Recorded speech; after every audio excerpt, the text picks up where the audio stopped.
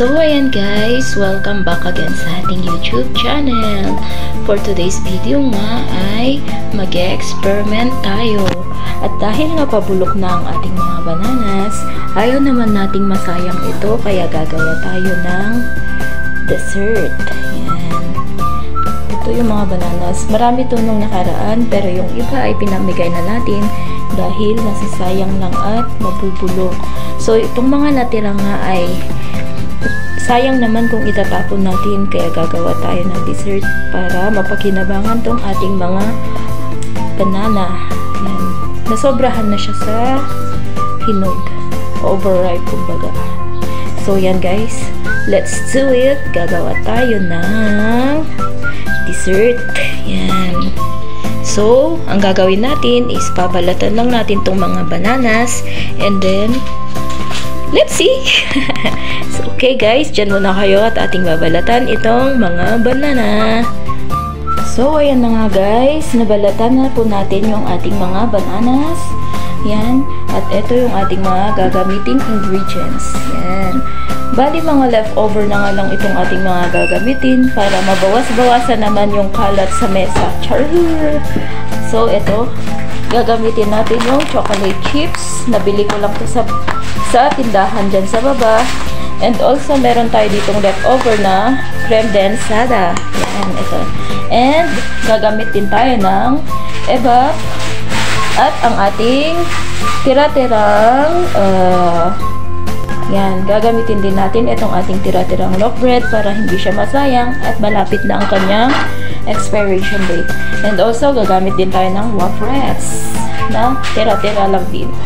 So, that's it guys. Yan yung mga kailanganin natin sa ating experiment for today. Pero hindi natin alam kung ano ang kakahinat niyan ng ating experiment na ito. Abangan nyo na lang po.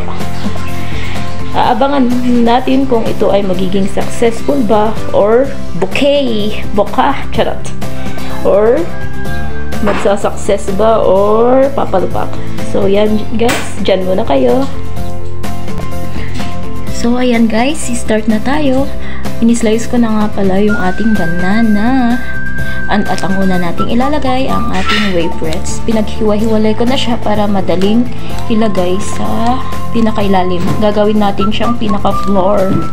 So ayan, lagay na natin. I-set aside na natin ang ating bread. Ayan, lagay na natin ang ating wafers.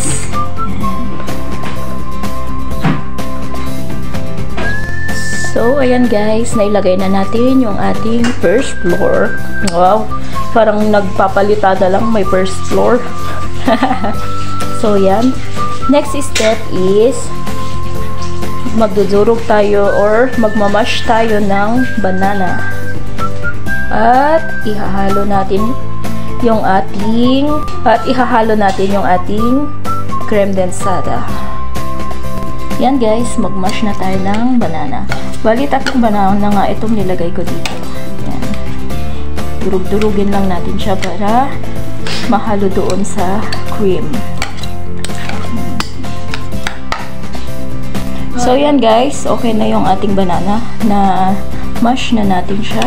Then, lalagay na natin ang ating creme densada. Ayan. Ilalagay ko na dito.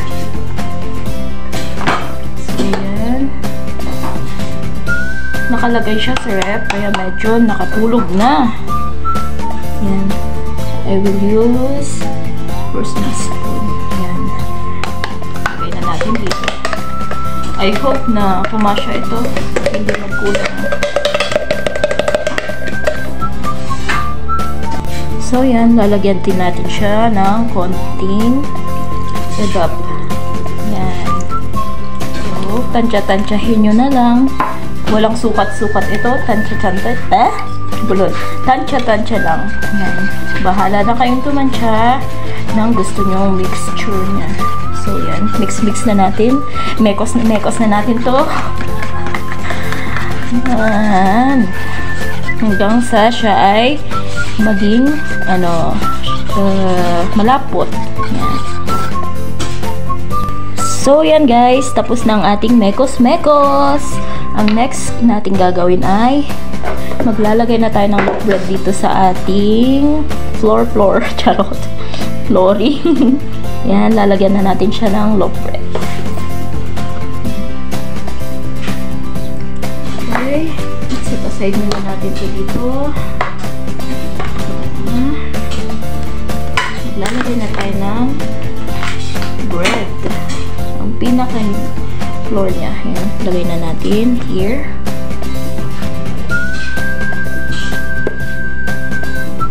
Before pala natin ilagay yung ating loaf bread, kailangan muna natin siyang lagyan ng ating cream. Yan. Lagay natin dito para meron siyang toppings. At magbasa itong nasa ilalim. So, yan. Mixture. Okay. So, okay na guys. Lalagay na natin yung ating bread.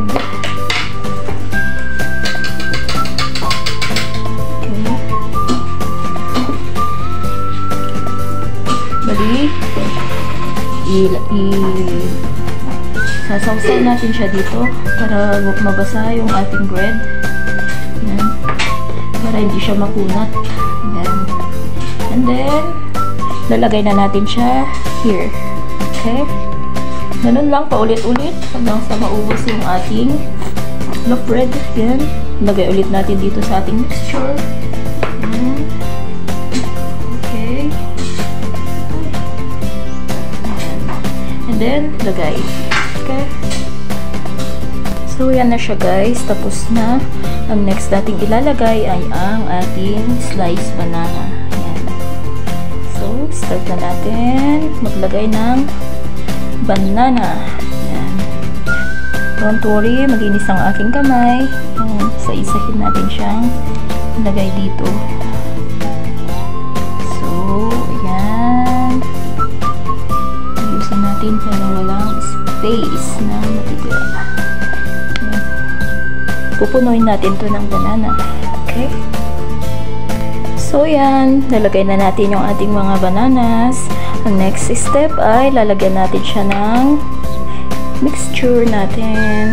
Yan. So, lagyan na natin siya hanggang sa malagyan lahat. So, ayan guys. Nalagyan na natin lahat ng bawat sulok niya. Ang next step natin ay lalagyan na natin siya ng chocolate chips. Yan. Spread lang natin ulit. Like this. I hope kasha. Yan. Lagay na natin ang ating mga chocolate chips. Yan. Pero mukhang hindi siya magkakasya, kaya kailangan ata nating durugin ang ating mga chocolate chips para may spread siya. Malagyan lahat. So, dudurugin na lang natin siya. Yan. Dudurugin natin ang ating chocolate chips. And guys, ito na yung ating nadurog na mga chocolate chips. Spread na natin siya. Yan. Let's spread it. Spread na natin sa ibabaw hanggang sa matakpan ng ating mga bananas. No. Yan. Spread sa ibabaw.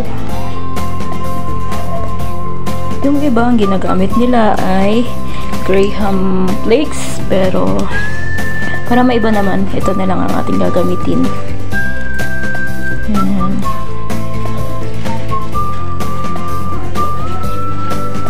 So, ayan guys, nilagyan na natin siya lahat ng chocolate chips na nadurog. Next step is, lalagyan ulit natin siya ng bananas. Yan. So, yan. So, yan guys, okay na yung second floor ng ating ginagawang. Hindi ko alam kung anong ipapangalan natin sa recipe na ito. Yan. Iba-ibang style na ng slice ang ginawa ko sa banana para malagyan lahat. So, next step is lalagyan ulit natin siya ng ating mixture. Yan. spread natin hanggang sa malagyan lahat. Yan. So yan guys, okay na. Nilagay na lahat natin yung ating mixture. Now, ang ilalagay natin for the last, pinaka-last ay ang ating durog na chips. Toppings na lang nito guys. Yan. And then, that's it. Tapos na. So, lalagay na natin ito lahat. Yan. So, ayan. Tapos na ang ating dessert na banana graham. Banana chocolate graham. Walang graham. I mean, wala pala siyang graham, kaya banana chocolate cake. Or, ewan, kung ano na lang yung gusto nyong itawag, yun na yun. Basta, dessert siya. Dessert charot. So, yan. Okay na. Ang ating ginawang dessert. Yan.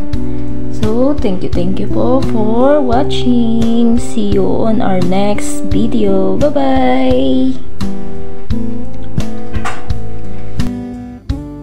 Guys, ilalagay na natin siya sa, tatakpan natin and lalagay na natin siya sa freezer. Yan.